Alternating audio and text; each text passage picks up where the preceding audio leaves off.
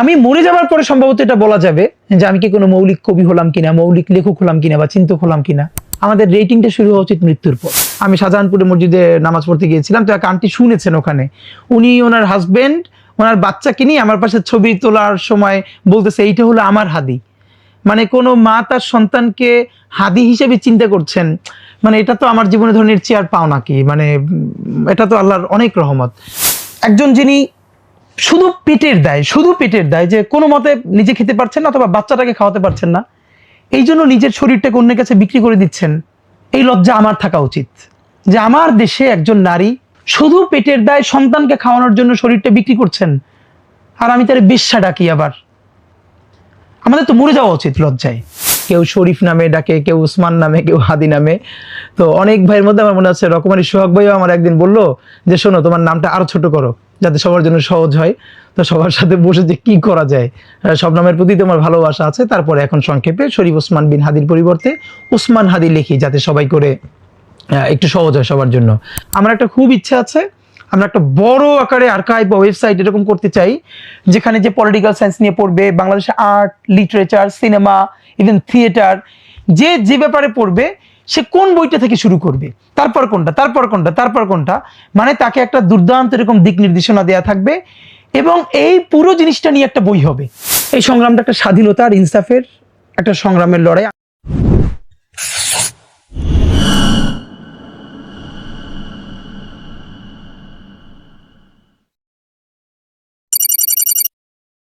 ধন্যবাদ।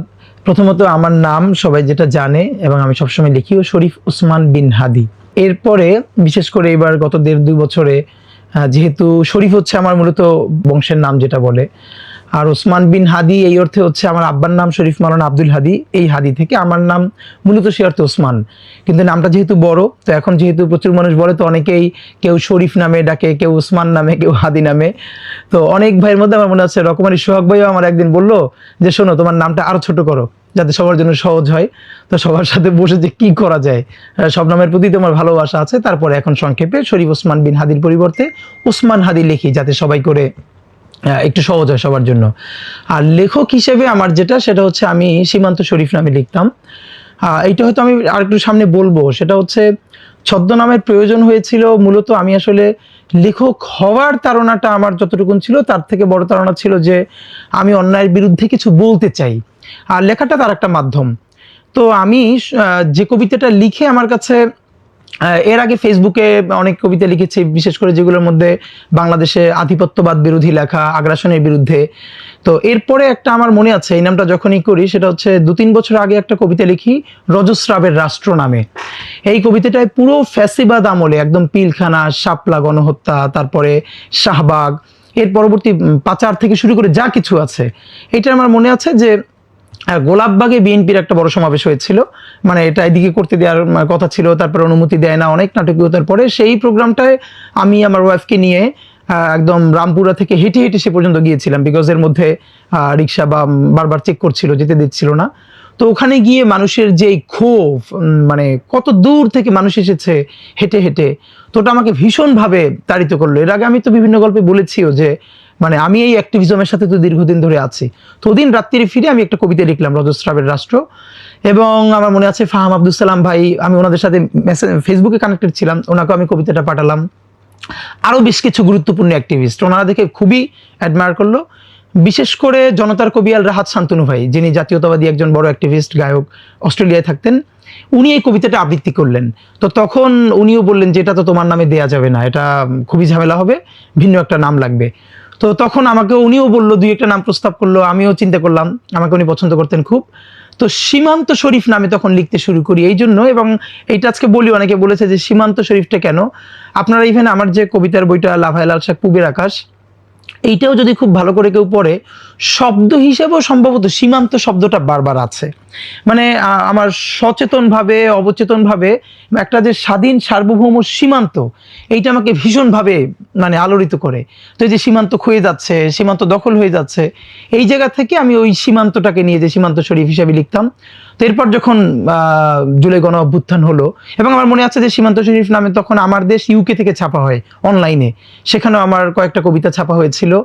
এরপরে রাহাত শান্তনু ভাই, উনিও আমার এই সীমান্ত শরীফ নামে কবিতা আবৃত্তি করেছিলেন।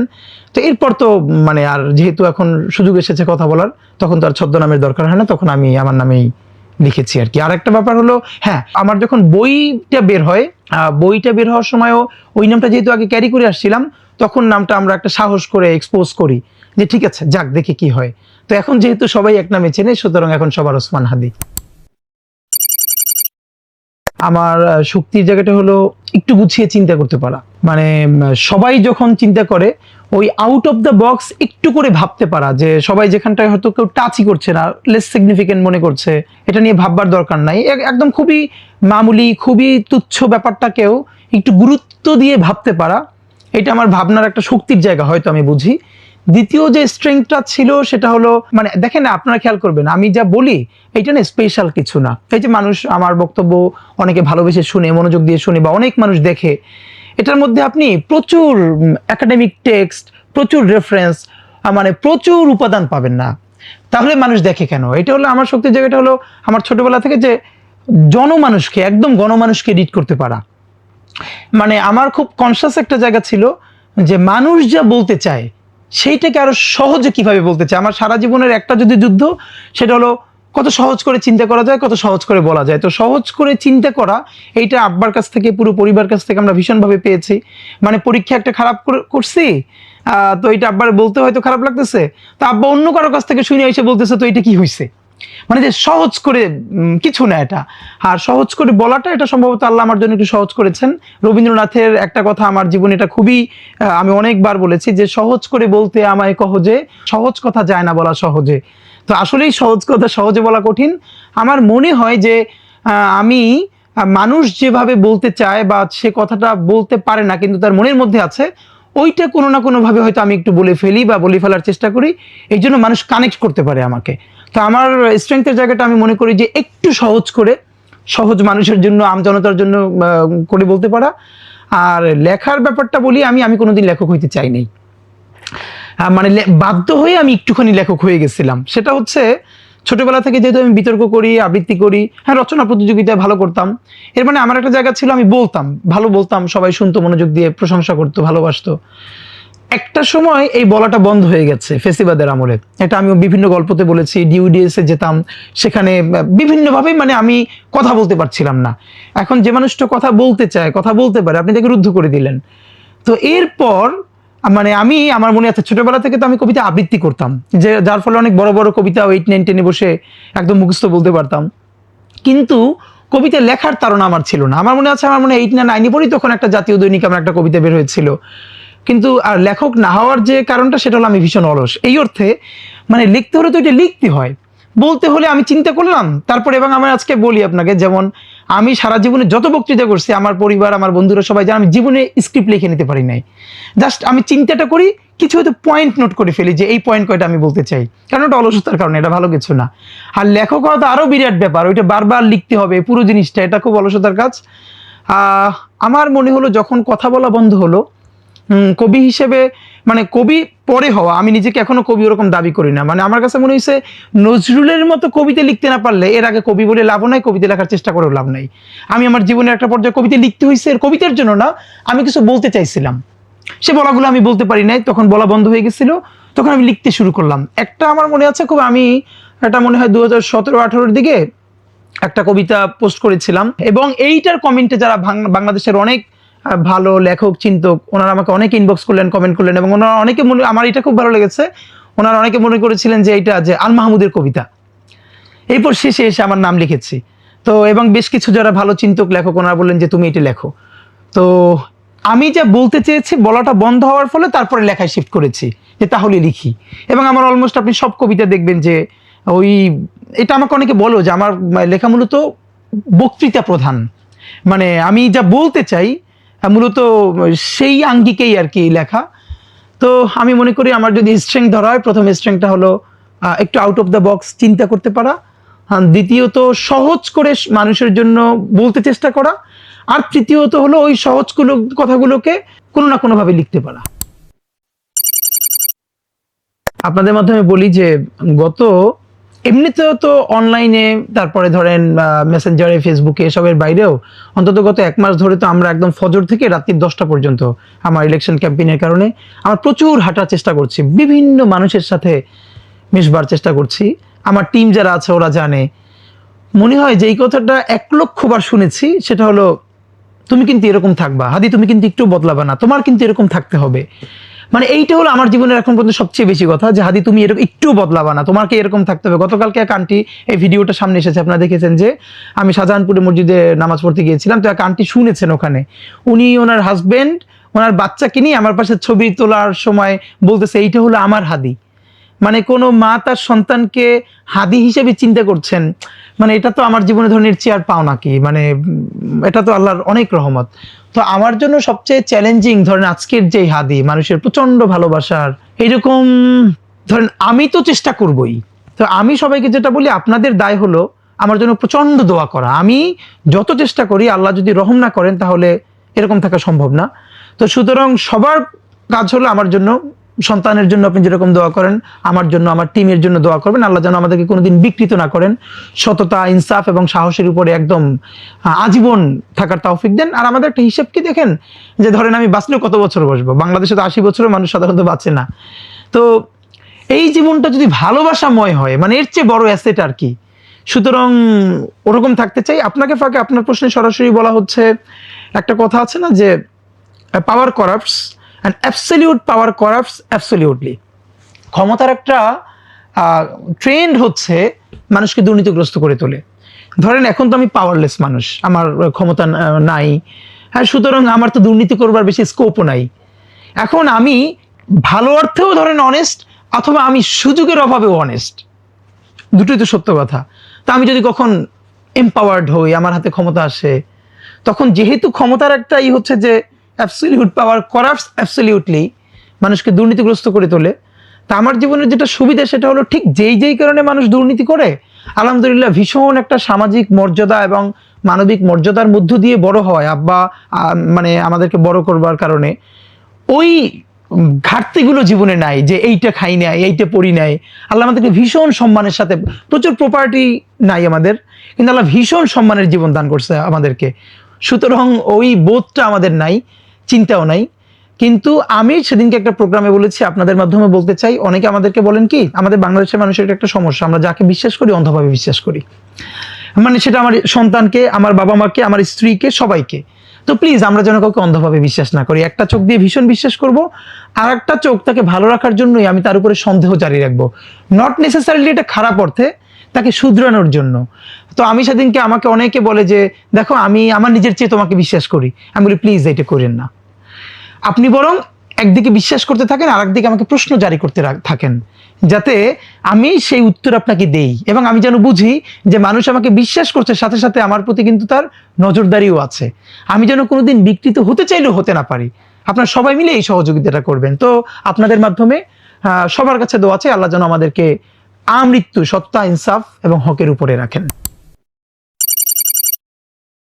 আমি জন্মগ্রহণ করেছি ঝালকাঠি জেলার নলছিটি উপজেলায়, শহরেই, একটা মফস্বল শহর। 1 থেকে 3 পর্যন্ত পড়েছি নলছিটি শহরের মাদ্রাসায়, আব্বাজা খানের ভাইস প্রিন্সিপাল ছিলেন। এরপরে বাংলাদেশের একটা বড় মাদ্রাসা, ঝালকাঠি এনএস কামিল মাদ্রাসা, সংক্ষেপে নেসারাবাদ মাদ্রাসা বলে, খুবই কালচারালি মানে একটা ভালো মাদ্রাসা বাংলাদেশের।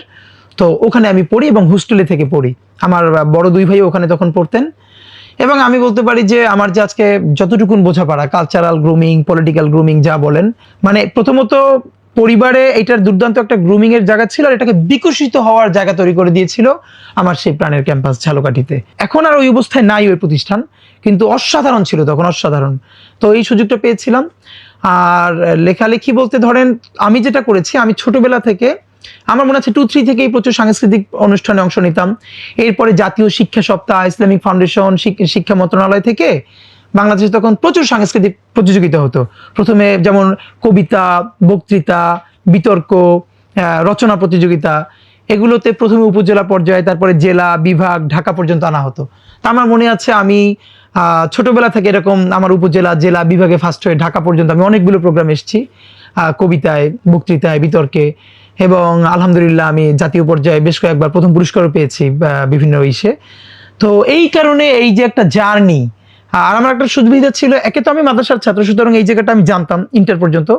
আর আমি যাদের সাথে এসে প্রতিযোগিতায় কম্পিট করতাম, আমার মনে আছে ঢাকায় যখন আসতাম তখন তো আমার সাথে কম্পিট করতে কেউ ভিকারুন্নেসার, কেউ মতিঝিল আইডিয়ালের, ঢাকার অন্য কেউ রাজশাহীর। তো তাদের কাছ থেকেও তো আমি শিখবার চেষ্টা করতাম। তো আমার নিজের সীমানা পাড়িয়েও আমি অন্যের সাথে যে মিশতে পারতাম, এইটা আমার জন্য আলহামদুলিল্লাহ একটা বড় লার্নিং এর জায়গা ছিল। আর কিভাবে যেন আল্লাহ আমাকে একটা জিনিস দিছে, সেটা হলো আমি মানে আর্টিফিশিয়ালি না ন্যাচারালি মানুষের সাথে মিশতে পারি, এবং 5 মিনিট কারোর সাথে মিশলে সে আমার আপন মনে করতে পারে। এটা আর্টিফিশিয়ালি না, এটা আমার যার সাথে মিলে তারা মনে করে। তো এটা আমার জীবনে হেল্প করছে আমাকে গ্রো করতে। প্রথম কথা হলো সোশ্যাল মিডিয়ার ফিডব্যাক তো অফকোর্স গুরুত্বপূর্ণ। যেমন আমি যেটা একটু আগে বলেছি যে আমার যে একটা কবিতাটা যেটা দেখে যাদেরকে আমি খুব মনে করি, যারা ভালো ক্রিটিক করেন, ওনারা যখন বললো যে তোমার এই কবিতাটা বেশ সুন্দর হয়েছে, অফকোর্স এটা আমি ইন্সপায়ার্ড হয়েছে। এরকম আরো বেশ কিছু গুরুত্বপূর্ণ মানুষ ওনারা আমাকে টেক্সট করে বলেছেন যে তুমি লেখালেখি চালিয়ে যাও। এরপর তো অনেক ধরনের মন্তব্য আসে, কিন্তু আমার একটা হিসেব কি, আমি আবারও বলি যে আমি কোনোদিন লেখক হওয়ার জন্য লেখক হইতে চাই না, এখনো চাই না। আমার একটা আন্দোলন আছে, আমার একটা সংগ্রাম আছে। আমি মানে আমি বলতে যখনই আমি কথাটা আমি বলছি, এটা হলো আমি মানে আমার টিম, আমরা। তো আমার জায়গায়, এবং আজকে আপনারা দেখবেন যে আমার 2018 সনের 16 সনেরও ভিডিও আছে।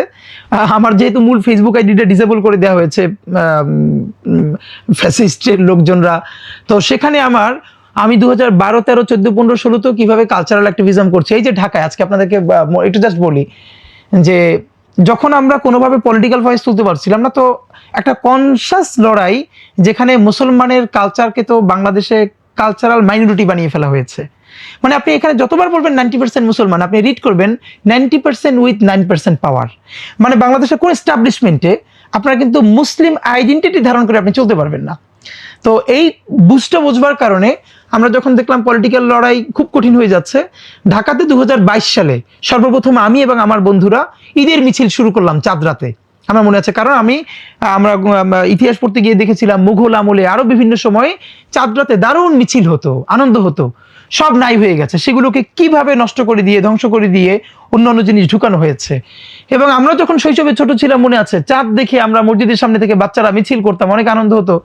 এরপরে আমার মনে আছে যে আমরা রামপুরা মিরপুরে একই সাথে চাঁদরাতে ঈদের মিছিল একটা ইভেন্ট করলাম, এত দারুণ সাড়া পেলাম। ওই বছরে ঢাকার বাইরে আমাদের ওই ইভেন্টের 10টা জেলায় প্রোগ্রাম হলো। পরের বছর আরো বড় করে হলো, এবং এরপর তো 24 হওয়ার পরে আমরা শিল্পকলা একাডেমির সামনে করলাম। এর মানে এই যে কালচারাল বোঝাপড়াটা, যে এই যে বাংলাদেশ, বাঙালি মুসলমান, তার এই জায়গাটাকে আবার একটা নতুন করে সামনে আনা দরকার, এই বোঝাপড়াটা একটু একটু আমাদের ছিল পাঠকদের। যেমন যেটা আমার আজকে আমি এই স্মৃতিটা আপনার সাথে বলতে চাই, যেমন আমার যে প্রথম কাব্যগ্রন্থ লাফায়েল আলশাক পূবের আকাশ, এটার উৎসর্গটা আব্বাকে নিয়ে করা। তা আমার মনে আছে যে আমার যখন আমি বইমেলায় ছিলাম, আমার প্রকাশনী থেকে এটা বেস্টসেলার হয়েছিল কবিতায়। তো একজন শুধু উৎসর্গটা দেখে বইটা কিনে নিয়েছিলেন, মানে উনি ভীষণ আপ্লুত হয়েছিলেন, এবং উনি রিলেট করতে পারতেছিলেন যে আমি আব্বাকে কোনোদিন বাবা বলি নাই, এর মানে বাবা বলা অপরাধ না, কিন্তু আমি আমার আব্বাকে আব্বা বলেই ডাকছি। আমি শিল্পে, সাহিত্যে, বক্তৃতা আব্বাকে আব্বা বলতে পারতে চাই। আমি যে আম্মা ডাকে, যেমন আমি আমার আম্মাকে আম্মা ডাকি না, মাই ডাকি, কিন্তু যে আম্মা ডাকে, এইখানে আজকে গল্পটা মনে পড়ে বড় হয়ে গেলেও, যেমন আমার যদি পুরো লার্নিং এর একটা জায়গায় থাকে যে আমি যা বলি এই ঘরের শব্দ, আমার একান্ত শব্দ, কিন্তু সোসাইটিতে, কালচারে খুবই তুচ্ছ, কিন্তু আমি আমার ওই শব্দকে দাঁড় করাতে পারতে চাই। সেটা কতদূর কবিতা হলো, সেটা কতদূর লিটারেচার হলো, আর্ট হলো, এটা নিয়ে আমার চিন্তা না, আমার হলো লড়াইটা। আল মাহমুদ উনি ওনার একটা স্মৃতিকথা মানে খুবই অনুপ্রাণিত করছে। উনি বলতেছেন, এই যে দেখেন আল মাহমুদের একটা বিরাট শক্তির জায়গা, যে আমাদের লোকায়ত যেসব শব্দ, যেগুলোকে তুচ্ছ বলে ভাবা হয়, উনি সেগুলোকে যেভাবে সোনালী কাবিনের মধ্য দিয়ে সামনে তুলে ধরলেন, সেগুলোকে অভিজাত করে তুললেন। উনি এই মোটিভেটেড কিভাবে হলেন? উনি লিখতেছেন, উনি ছোটবেলায় নজরুলের একটা কবিতা পড়তেছেন। এই কবিতার মধ্যে যে বিখ্যাত লাইন যে আম্মা গো পানি দাও ফেটে গেল ছাতিমা, যে আম্মা গো পানি দাও। তো উনি বললেন যে আমি তো আমার আম্মার আম্মা ডাকি, কিন্তু আমি যখন লিটারেচার পড়ে বড় হইতেছি, ছোটবেলায় আমি প্রচুর কবিতা গল্প পড়তেছি, আমি কোথাও আম্মা পাই না। এই প্রথম উনি দেখলেন যে আম্মারে আম্মাও ডাকা যায়, তাতে কবিতাও হয়, এবং নজরুল এটা লিখছে। এই অনুপ্রাণিত হয়ে উনি সারা জীবনে দেখবেন যে শব্দকে কিভাবে একদম ডুবুরির মতো খুঁজে খুঁজে খুঁজে খুঁজে খুঁজে খুঁজে আবার নতুন করা। তো এই জন্য হলো আমার একটা লড়াই আছে, লড়াইটা হলো যেইখানে বাঙালি মুসলমানকে যে ছিল এখানকার শাসক তাকে এমন মাইনর করা হয়েছে যে একদম ভূমিহীন কৃষক। আজকে এখানে বলা হচ্ছে যারা শাহবাগ করেছে তারা হলো থার্ড জেনারেশন গ্রাজুয়েট, আর তার বিপরীতে যেসব শাপলার লোকজন তারা অনেকে ফার্স্ট জেনারেশন গ্রাজুয়েট, এখনো গ্রাজুয়েট করতেও পারে নাই। কিন্তু এর পিছনের কথাটা কেউ বলে না যে আজ থেকে 200 বছর আগে পলাশীর ট্র্যাজেডির আগে গল্পটা তো এরকম ছিল না, এই গল্পটা তো ভিন্ন ছিল। এই যে 200 বছরের কলোনিয়াল মাইন্ডসেট, কলোনির অত্যাচার, তারপরে কলোনি, এই যে আমরা বলি এত স্বাধীনতার কথা, এই কথাটার মধ্য দিয়েই যে আমাদের কলোনিয়াল মাইন্ডসেট প্রমাণ হয়। আমরা কি কেউ বলি যে যার বাবা ছিল এক সময় জমিদার, তিনি শুধু প্রজা হলেন না, ভূমিহীন প্রজা করা হলো, তার শব্দকে কেড়ে নেওয়া হলো। দেখেন স্যার সলিমুল্লাহদের লড়াইটা সারা জীবন, আমি আপনাদেরকে স্পষ্ট বলি যে এই অঞ্চলের যদি কোনো ভূমিপুত্র থেকে থাকে তিনি নওয়াব স্যার সলিমুল্লাহ। সলিমুল্লাহরা যাদের জন্য বিশ্ববিদ্যালয় করলেন, লড়াই করলেন, যেখানে বাঙালি মুসলমানের কোনো স্টেক নাই, সেই বিশ্ববিদ্যালয় কি আপনার বাঙালি মুসলমানের আইডেন্টিটি নিয়ে? আমি তো বলেছি আমাকে বিশ্ববিদ্যালয়ের দ্বিতীয় দিনে মোল্লা মুন্সি বলে, আমি যেহেতু ওই অ্যাপিয়ারেন্সে থাকতাম জামা কাপড় টুপি পরে, সোয়াবের জন্য না, কালচারালি আমার পিছনে পাঠাই দিল সবার শেষে। এরকম গল্প আমি অনেক জায়গায় বলেছি। এই যে কালচারাল মাইনরিটি আমরা, তো ওই কালচারাল মাইনরিটির শব্দগুলোকে আমি সাহস নিয়ে সামনে তুলে আনতে চাই। এই জন্য আপনি দেখবেন আমি আমার যখন কবিতা হোক, ইভেন আমি কোনো কবিতা হয়েছে কিনা বাংলাদেশের কোনো ক্রিটিক বলতে পারবে না আমি তারে পাঠাই বলছি ভাই আমার একটা কবিতাটা চেক করে দিবেন বা আমার ব্যাপারে একটু ভালো রিভিউ দিয়ে দিবেন না। কারণ আমার লড়াইটা হলো আমি কিছু বলতে চাই, সেই বলার একটা অংশ লেখা, আমি সেই সব শব্দ তুলে আনতে চাই যেগুলোকে তুচ্ছ করা হয়েছে এই লড়াইয়ের অংশ হিসেবে। সুতরাং আমি পারি আর না পারি, এখান থেকে অনুপ্রাণিত হয়ে ভবিষ্যতে যদি কোনো নজরুল বাংলাদেশে দাঁড়ায়, জসিমউদ্দিন দাঁড়ায়, আল মাহমুদ দাঁড়ায়, সেটাই আমাদের সফলতা। আমি তো পলিটিক্যাল সায়েন্সের স্টুডেন্ট, আমার খুব ইচ্ছা ছিল যে বাংলাদেশে, আপনি খেয়াল করবেন যে পলিটিক্যাল সায়েন্সের বাংলায় কোনো ভালো বই নেই, ইভেন শুধু পলিটিক্যাল সায়েন্স বলেন, সোশিওলজি বলেন, সোশ্যাল সায়েন্স ফ্যাকাল্টির যে জিনিসগুলো বলেন, এগুলো হলো সবই তো একাডেমিয়াগুলো তৈরি হয়েছে ওয়েস্টে, আর বাংলাদেশে যা এগুলো আসলে কোনো পড়ার মতো বই না। তো আমার একটা খুব ইচ্ছা ছিল যে যারা পলিটিক্যাল সায়েন্সের স্টুডেন্ট তাদের জন্য একটা সিরিজ আকারে আলাপগুলো সহজ করে। আমার জীবনের একটা ব্যাপার হলো আমি খুব অল্প পড়ি কিন্তু খুব গুছিয়ে পড়ি, মানে যত সহজ করে বলা যায়। আর আমি যেহেতু গত 10-15 বছর ধরেই শিক্ষকতা করি, মানে আমি নিজেও শিক্ষক পরিবার, আমার পরিবারের সবাই শিক্ষক, আমিও একদম ইন্টার ফার্স্ট ইয়ার থেকে প্রফেশনালি শিক্ষকতা করাই। তো আমি তো বুঝতে পারি যে কোন শব্দটা বললে কে কত সহজে নিতে পারে। এমন অনেক টপিক আছে যেগুলো আমরা বুঝতে লাগছে এক মাস, কিন্তু আমি একটু ভিন্ন করে বোঝানোর কারণে দেখলাম একদিনে অনেকে বুঝে যাচ্ছে। তো ওইটাই এখন যেহেতু হচ্ছে না অ্যাক্টিভিজমের লাইফে, আমার একটা খুব ইচ্ছা আছে, যদি আল্লাহ কোনোদিন সময় দেয়, যে বাংলাদেশের যে শিল্প, সাহিত্য, সংস্কৃতি, এর উপরে একটা সিরিজ আকারের পাবলিকেশন দরকার, যে এইটার প্রমাণ করবে বা এটা বলবে। যেমন আপনি যে এখন যে কাউরে যদি বলতে বলেন সে কথা সাহিত্য পড়তে চায়, তার কোনো গাইডলাইন নেই। মানে আমাদের অনেকে জিজ্ঞেস করে ভাই আমি এই ব্যাপারে পড়তে চাই, একটু পলিটিক্স নিয়ে বা আমি অ্যাক্টিভিজম নিয়ে পড়তে চাই, আমি কোত্থেকে শুরু করব? আপনি বাংলাদেশের কোনো ওয়েবসাইট পাবেন না, কিছু পাবেন না যে একটা রিডার সে বাড়ি বসে পড়তে শুরু করবে। সে কিভাবে? দেখেন হুমায়ুন আহমেদের এই কথাটা আমাদের ভালো লাগে যে লক্ষ লক্ষ বই আছে, আমি তো সারা জীবনে সব বই পড়তে পারবো না। আমার গোল ফোকাস ঠিক করতে হবে, ওই ফোকাসে পৌঁছাতে যে হেল্প করবে আমি সেই বইগুলো বেছে বেছে পড়তে চাই।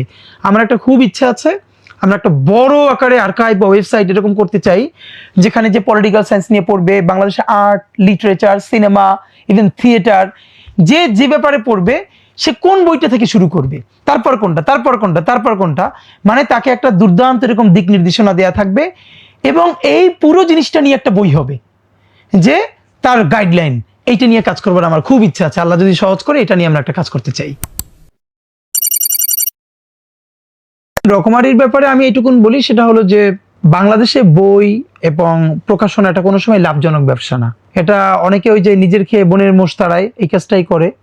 তো রকমারির জন্য যেটা সব থেকে বড় জিনিস আমি ভাবি যে বইকে এরকম প্রোডাক্ট হিসেবে সামনে আনা, গিফট করা এবং মানে একটা কমিউনিটি তৈরি করা।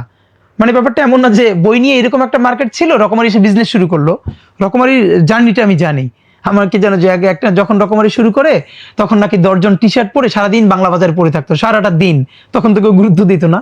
তো রকমারির জন্য অফকোর্স এটা একটা বিরাট জার্নি। আর আমি সেদিনকে রকমারির যে তাদের বার্ষিক যে একটা অনুষ্ঠান হয় লেখক মানে বেস্টসেলার লেখকদেরকে পুরস্কার দেওয়ার জন্য, ওখানে গিয়ে আমার যেটা মনে হলো এইরকম অন্তত বাংলাদেশে 20-30টা প্রোগ্রাম হওয়া দরকার, আরো অনেকগুলো প্ল্যাটফর্ম হওয়া দরকার। এই জন্য যে দেখেন বাংলাদেশের লেখকরা পাঠকদের সাথে একটু একসাথে বসে চা খাবে, গল্প করবে, এরকম কয়টা ইভেন্ট হয় না তো তেমন, কিন্তু এটা তো দরকার। যেমন আমার এখনো খুব আফসোস, আমি আল মাহমুদের সাথে একবার সাক্ষাৎ করেছি কিন্তু তখন তিনি কথা বলতে পারেন না। আমি কাবিলের বোন উপন্যাসটা যখন পড়েছি আমার এত কষ্ট হয়েছে যে আমি সম্ভবত তাকে গিয়ে জিজ্ঞেস করতাম, তিনি যদি সুস্থ থাকতেন, আপনি এই ক্যারেক্টারটাকে শতভাগ আপনার চোখের সামনে থেকে দেখে দেখে লিখেছেন? মানে এটা পরে আমি এত কষ্ট পেয়েছিলাম। কাবিলের বোন তার বিখ্যাত উপন্যাস মুক্তিযুদ্ধ নিয়ে। এরকম এখন অনেক লেখক আছে না যাদের অনেক কবিতা এবং লেখা পাঠককে ভীষণ অনুপ্রাণিত করে।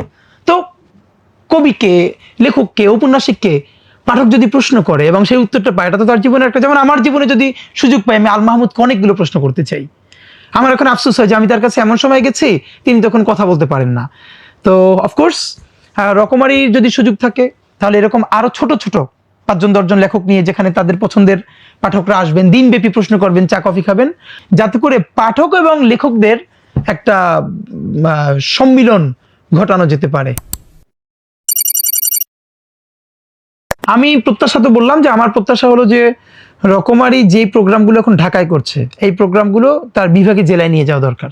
আমাদের মুশকিলটা হলো দেখেন, একজন যত ভালো চিন্তক হোক, লেখক হোক, সে ঢাকায় না আসলে সে কোনোদিন মূলধারায় উঠতে পারে না। কিন্তু আমি তো মনে করি একজন ভালো লেখা করার জন্য ঢাকায় থাকাটাই তার জন্য বিপত্তি। বাসা ভাড়া, শব্দ দূষণ, যানজট। তো বরং আমরা যদি এমন করতে পারি, কেউ বরিশালে থাকে, রাজশাহী থাকে, সিলেটে থাকে, কিন্তু সে একদম নিবিড়ভাবে লেখকই হতে চায়, ওয়াই নট আমরা তার কাছে কেন যাই না? আমরা তাদেরকে কেন্দ্র করে ওখানে কেন প্রোগ্রাম দেই না, যাতে সে ওই সুন্দর জীবনী থেকে ভালো করে লিখতে পারে। তো এই যে লেখক আড্ডা, পাঠকদের আড্ডা, এগুলো যদি একদম জেলা পর্যায়ে, উপজেলায় কিছু আয়োজন করা যায়, আমার মনে হয় অনেক বেশি লোকজন এটার সাথে কানেক্টেড হতে পারবে। এটাই আমার পরামর্শ। প্রথমত লেখক হিসেবে আমি কোনো আমার নাম্বারে দিতে চাই না। আমার ব্যাপারে সুবিধা কি, অন্য সমালোচনা করবে কি, তার আগে আমি নিজেই ওই সমালোচনাটা করতে চাই। লেখক হিসেবে আমি আমার নাম্বার দিতে, আমি মরে যাওয়ার পরে আমার একটা ছাপ থেকে যায়। মানে যেমন আজকে আমি বলতে পারি যে আমার লেখার মধ্যে কার কার রিফ্লেকশন আছে, আমি কারে দিয়ে অনুপ্রাণিত। হ্যাঁ, কিন্তু আমি মরে যাওয়ার পরে সম্ভবত এটা বলা যাবে যে আমি কি কোনো মৌলিক কবি হলাম কিনা, মৌলিক লেখক হলাম কিনা, বা চিন্তক হলাম কিনা। তো এর আগে লেখক হিসেবে আমরা তো কত লেখক, এই হিসেবে আমি আমাকে কবি হিসেবে বলতে অত পছন্দ করি না। আমি কিছু বলতে চাই, সেটা কখনো কবিতায়, কখনো লেখায়, এরপর কি হবে জানি না। কিন্তু আমি মনে করি আমাদের রেটিংটা শুরু হওয়া উচিত মৃত্যুর পর। বাংলাদেশের একটা সমস্যা বলি, আমরা কে কত বড় লেখক এইটা আমরা নির্ধারণ করি কার রচনাবলীর সাইজ কত বড়। হ্যাঁ, আপনি ওয়েস্টেও খেয়াল করলে দেখবেন যারা নোবেল পেয়ে গেছে, সারা জীবনে 3-4টা লিখছে, এর মধ্যে একটা নোবেল পেয়ে গেছে। আমাদের এখানে পৃষ্ঠায় মাপি, আমাদের পৃষ্ঠায় মাপাটা কমাইতে হবে। আমার মনে হয় লেখকের যখন প্রচন্ড তাড়না থাকে, তার প্রতি বছর অনেক বই বের করতে হবে, তখন তিনি যা করতে চান আসলে এটা করতে পারেন না। আমার মনে হয় সারা জীবনে একজন লেখকের তো একটা গ্রেট ওয়ার্ক হইলেই হয়, যেটা সে মরে যাওয়ার পর 100 বছর তারে বাঁচায় রাখবে। আমার মনে হয় গোতে যখন ফাউস্ট লেখেন, এইটার প্রথম পর্ব লেখার পর তিনি অনেকদিন ফালাই রাখছেন। ওনার কাছে মনে হয়েছে এটা অখাদ্য, এটা কোনো লেখাই হয় নাই। অনেক পর উনি এরপর আবার লিখতে শুরু করছেন এবং এটা আজকে এপিক হয়ে গেছে। মজার ব্যাপার হলো ফাউস্টের বাংলাদেশে সব থেকে ভালো অনুবাদটা করেছেন আহমদ ছফা। আহমদ ছফা অনুবাদটা করতে গিয়া সেটা অনেক দিন পর্যন্ত তার মনে হয়েছে এটা কোনো ভালো কাজ হইতেছে না, আমার তিনিও রেখে দিচ্ছেন। মানে আমাদের একটা সমস্যা যে আমরা খুব অল্পতে তুষ্ট হয়ে যাই, আত্মতুষ্টি। বরং আমি মনে করি একজন চিন্তক, লেখক, কবি হিসেবে আমাদের জন্য যেটা সব থেকে বেশি দরকার, ভীষণ অসন্তুষ্টি থাকা দরকার নিজের ব্যাপারে। মানে কোনো কিছুকেই যেন আমাকে শতভাগ আত্মতৃপ্ত করে ফেলতে না পারে। কারণ আমি যদি ভীষণ আত্মতৃপ্তিতে ভুগি তাহলে তো আমার নতুন তাগাদা তৈরি হবে না, গরজ তৈরি হবে না। অনেকে বলে যে আমরা পাশের জনের সাথে কম্পিট করবো, আমি কম্পিট করব পরবর্তী 100 বছর পর যে আসবে সে আমাকে, আমার কতটুকু ইম্প্যাক্ট তার মধ্যে গিয়ে পড়বে, এটাই। একজন মানুষের তো আসলে অনেকজন প্রিয় লেখক থাকে, প্রিয় চিন্তক থাকে, ওরকম নাম বললে তো অনেকজনের নাম হবে। কিন্তু আমি যদি কমপক্ষে 3 জনের নাম বলি, আমি মনে করি যে আমার চিন্তায় এবং লেখার মধ্যে তাদের ছাপ আছে এবং এটাকে আমি কোনো লুকোতেও চাই না, এটা আমার জন্য সম্মানের মনে করি। অবশ্যই প্রথম হলো কাজী নজরুল ইসলাম। মানে আমার কেমনে কেমনে যেন ছোটবেলা থেকে যখন আমার বন্ধুরা গল্পের বই পড়ে, আমি জীবনে খুব কম গল্পের বই পড়ছি বেছে বেছে, আমি তখন কবিতা পড়তাম। এর একটা কারণও ছিল, আমি হ্যাঁ, একটা কবিতার প্রোগ্রামে যখন মানে প্রতিযোগিতা অংশগ্রহণ করতে চাই, তখন 6-এ পড়ি মনে হয়, তখন একজন ম্যাডাম ছিলেন বিচারক, উনি আমাকে ডেকে বলছিলেন যে শোনো, যখন বাসায় পড়বা গল্পের বই কম পড়ে কবিতা পড়বা, শব্দ করে করে পড়বা। এটা আমার খুব কাজে লাগছে। এবং আমি তখন ওই যে নজরুলের কবিতা পড়ে পড়ে মানে আমার সারা জীবনে যদি কারোর প্রতি অসম্ভব মুগ্ধতা থাকে, অসম্ভব মুগ্ধতা, সেটা হলো কাজী নজরুল ইসলাম। না, আমার একটা সময় ইচ্ছা ছিল আমি নজরুলের উপর পিএইচডি করব, কিন্তু এরপর তো পলিটিক্যাল সায়েন্সে পড়া, জীবন অন্যরকম হয়ে যাওয়া। তো নজরুলকে এখানে আসলে আমরা পোর্ট্রেই করতে পারি না এখন পর্যন্ত, যে নজরুল কি শক্তিটা। তো অবশ্যই কাজী নজরুল ইসলাম। জসিমউদ্দিন, জসিমউদ্দিনের ব্যাপারে একটু এটুকুন শুধু বলা, ওনাকে পল্লী কবি বলে ওনাকে খুব ছোট করা হয়। ওনার মতো নাগরিক কবি বাংলাদেশে কম। আপনাকে শুধু একটা বলি, বাংলাদেশের শিল্প সাহিত্যের কি ছোট লোকই দশা, কলকাতার কোন সিনেমার 34 নম্বর ক্যারেক্টার হিসেবে ঢাকা থেকে অভিনয় করতে গেছে, 1 মাস রয়েছে, এসে এরপর দেখবেন কলকাতার অ্যাকসেন্টে বাংলা বলে। মানে এতটা ছোট লোকই তাদের মধ্যে আছে একটু যাতে ওঠার জন্য। জসিমউদ্দিন, ওনার ব্যাপারে আমার একটা বিরাট মানে আমি অবাক হই, এই ভদ্রলোক আজীবন রবীন্দ্রনাথের জীবন কাটাইছেন ঠাকুরবাড়ির আঙিনায়। উনি শান্তিনিকেতনে রয়েছেন সারা জীবন, শান্তিনিকেতনের সাথে ওঠা বসা। কিন্তু উনি যখন লিখছেন দেখেন উনি কিভাবে আপামর বাংলাদেশের ফরিদপুরের সেই জবান, সেই শব্দকে, ইভেন ওনার কবিতাকে কলকাতায় কবিতায় বলা হইতো না, গাইয়ে বলা হইতো, গ্রাম্য বলা হইতো, কিন্তু এটাই নাগরিক হয়ে ওঠা। উনি কোনোদিন সেই চিন্তা করেন নাই। উনি ঢাকা বিশ্ববিদ্যালয়ের শিক্ষক ছিলেন, কিন্তু ওনার লেখাপড় লেখা বুঝবে না। ঢাকা বিশ্ববিদ্যালয়, যে আমাদের একটা বিশ্ববিদ্যালয়ের ফ্যাকাল্টি হওয়ার সাথে সাথে একটু গরিব শব্দকে একটু বড়লোকি করবার যে ট্রেন, সেটা জসিমউদ্দিনের নাই। ওটা তো ওনার বিরাট বিপ্লবী। উনি যখন বলতেছেন গলেতে তাসবির ও মালা, কে জানি ওই কামলিওয়ালা, আমি তো অবাক হই যে উনি একজন শান্তিনিকেতনে বেড়ে ওঠা মানুষ, ঢাকা বিশ্ববিদ্যালয়ের শিক্ষক, কিন্তু কিভাবে বলতেছেন এই শব্দটা। সুতরাং জসিমউদ্দিন। এবং সর্বশেষ যার কথা আমি আমার জীবনে মানে আল মাহমুদের যে লড়াই, এবং আল মাহমুদের ব্যাপারে আমার একটা দুঃখ বোধ আছে, সেটা হলো আল মাহমুদ অনেক বড় কবি হওয়ার কারণে ওনার কথা সাহিত্যের ব্যাপারে আমরা অনেকে কম জানি। আমার ধারণা আল মাহমুদ যদি কবি না হতেন, তাহলে বাংলাদেশের শ্রেষ্ঠ ঔপন্যাসিকদের এবং গল্পকারদের প্রথম 5 জনের একজন উনি হতেন। তো এই 3 জনার ছাপ আমার মধ্যে ভীষণভাবে আছে আমি মনে করি।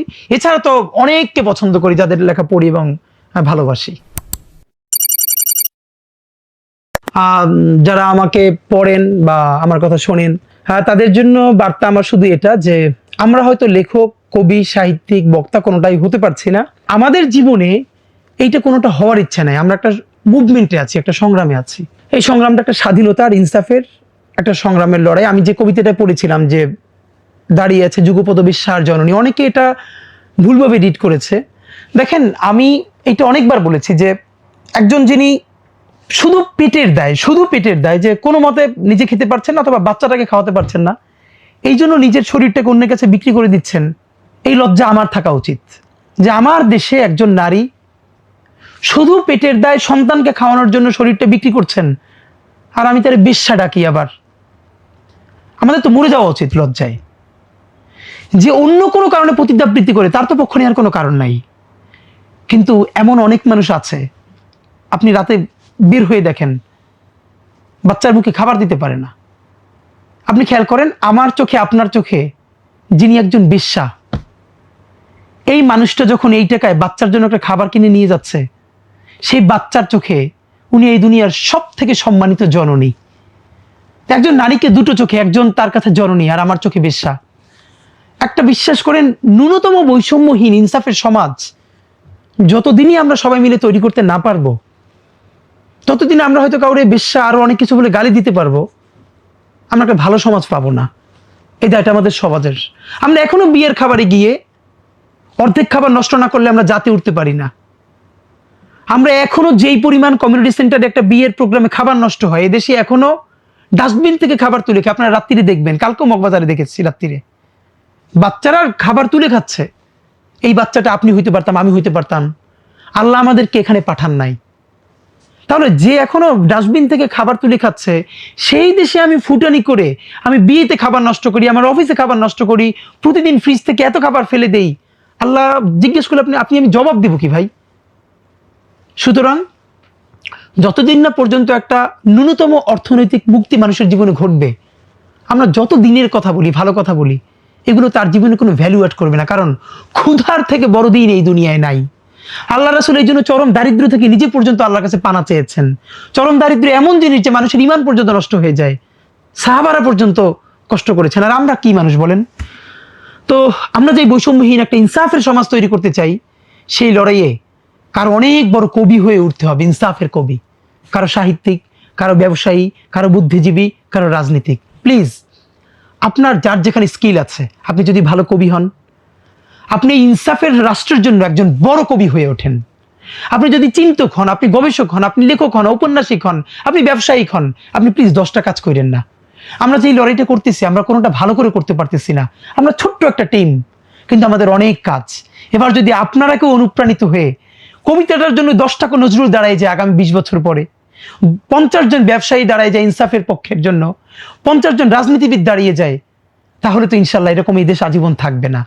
আমরা একটা ভালো দেশ পাবোই। সেজন্য আমাদের সবাইকে এগিয়ে আসতে হবে। এটাই শুধু আপনাদের প্রতি আমাদের অনুরোধ এবং আবদার। আপাতত আমি আমার যে লাভায় লাল শাক পুবের আকাশ, এখানের ছোট্ট দুটো কবিতা একটু পড়ি। প্রথমত হলো জীবন থেকেই নেয়া। ছোটবেলা থেকে হোস্টেলে থেকে বড় হয়েছি তো, আর আমি ভাই বোন সবার ছোট, ভীষণ হোম সিকনেস ছিল, মানে বাড়ি গেলে এখন মায়ের কাছেই ঘুমাই। তো আমার মনে হয় এই কবিতাটা পড়ে আমার মনে আছে যে অনেকে আমাকে নক করেছিল যে ওনারা ওই লাইফে ফিরে গেছে। কবিতাটার নাম ছোট্ট বোর্ডিং। হ্যাঁ, তো একটু পড়ি আমি। বাড়ি থেকে বহুদূর, চৈত্রের রোদ্দুর, আব্বার মাথায় আমার বেডিং আর ট্রাঙ্ক, কষ্ট না করলে বড় হবি কেমনে, আব্বা বোঝায়, বড় হওয়া লাগবে কেন, ফুপিয়ে কাঁদি, বাচ্চা বয়স, মায়েরে থুইয়া কিসের পড়া, কিসের ক্লাস, অসুখ হইলেও ছুটি নাই, বেশি কানলে নাম কাটা, পুরানরা এই কথা কয়, ডর দেখায়, স্বপ্ন দেখি মায় মরে যায়, চৌকাঠে চাইয়া চক্ষু মোছে, আর আমার জামা বক্ষে জড়ায়, বোর্ডিংয়ে রাইখা গিয়া বাপজানেরা জানে, তিমির রাইতে বুক ভাসাইয়া মায়েরে খোঁজার মানে। আর একটা কবিতা একটু পড়তে চাই। এই কবিতাটা 2022-এর দিকে লেখা। এটা আমার খুব মনে আছে যে বাজার করতে গেছি, মুদ্রাস্ফীতি বেড়ে বেড়ে এমন হয়েছে, আপনাদের নিশ্চয়ই মনে থাকবার কথা, যে সবকিছুর দাম অনেক যখন টাকা হাসিনার শেষের দিকে। তা আমার এই গল্পটা খুব মনে পড়ে যে একজন রিক্সাওয়ালা ওনার মেয়েকে নিয়ে বাজারে আসছে, এবং কিছু ছোট মাছ থাকে না কম দাম, এইটার হয়তো ভাগ কিনতে চাইছে, কিন্তু ওইটার ভাগও 2 ভাগ ছোট, কিন্তু 100 টাকা। তা আমার খুব মনে আছে যে ওনার বাচ্চা, রিক্সাওয়ালার মেয়েটা হাত ধরে দাঁড়াইছে, সে মাছ কিনবেই। তো রিক্সাওয়ালা যখন জিজ্ঞেস করছে, তখন দাম শুনে উনি, আমার খুব মনে আছে, মানে উনি বড় করে একটা নিঃশ্বাস ছেড়ে মেয়ের টাইনে নিয়ে গেছে যে না, কিনবো না, লও। এরপর উনি সম্ভবত কি যেন একটা সবজি কিনে নিয়ে গেছেন। আমি বাসায় গিয়ে ওইটা আমার মনে আছে, আমি সেদিন কেঁদে ফেলছি যে যখন মানুষ এত দামে, আমি বাজারঘাট এগুলো কেন, আমি যখন বাজার করতাম ওইখানে 2500 টাকা 30,000 টাকা ইলিশ মাছের কেজি দাম দর করতেছে না, কিনে নিতে যাইতেছে। রাষ্ট্রের এমন কর্মকর্তারা যাদের বেতন 40,000 টাকার বেশি না, আবার এইখানেরই নাগরিক 50 টাকার ভাগাড়ের ছোট মাছ কিনতে গিয়া এমন অসহায় আত্মসমর্পণ দেখেন। এবং আমার মনে আছে উনি তখন একটা গালি দিচ্ছিল, এই গালিটা আমি এখানে বলতেছি না, এই গালিটা রাষ্ট্র ব্যবস্থার জন্য এমন, এটা বাধাই রাখা দরকার। ওনার মেয়ে দাঁড়িয়ে আছে কিন্তু কিনতে পারতেছে না। তখন ছোট্ট এটা আমার লেখা, আমি এসে লিখছিলাম যে কবিতাটার নাম হলো বোবার চক্ষু। এক চোখে রাত দেখি, অন্য চোখে দিন, লোপাটের উল্লাস দেখি এক চোখে, অন্য চোখে মাথা পিছু ঋণ, এবারে জোড়া চোখে বাজার দেখি, কয়েদির মতো কেঁদে পালায় অক্ষম পিতা, হঠাৎ মানচিত্র দেখি, দেখি অক্ষরেখায় রক্ত বেচার বিজ্ঞাপন, আর শ্যাওলা রঙের শাড়ি পরে দ্রাঘিমায় খদ্দেরের জন্য দাঁড়িয়ে একজন যুগপৎ বিশ্বার জননী। ধন্যবাদ।